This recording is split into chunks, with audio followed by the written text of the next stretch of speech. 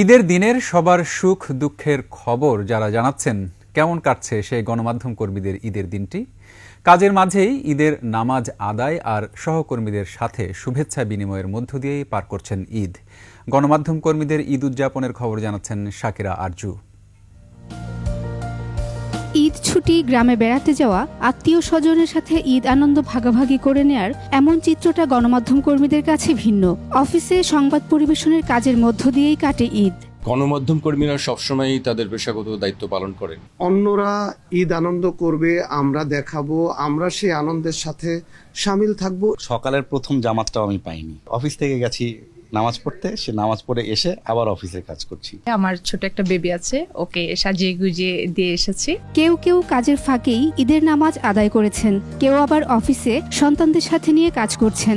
আমাদের তো দুই ঈদের এক ঈদের ছুটি আমাদের নিতে হয়, যে কারণে একটা ঈদ আমাদের অফিসেই কাটে।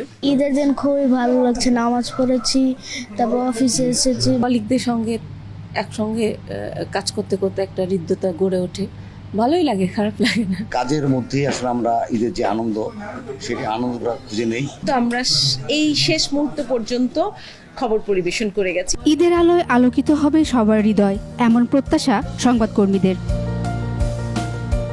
শাকিরা আরজু, একুশে টেলিভিশন, ঢাকা।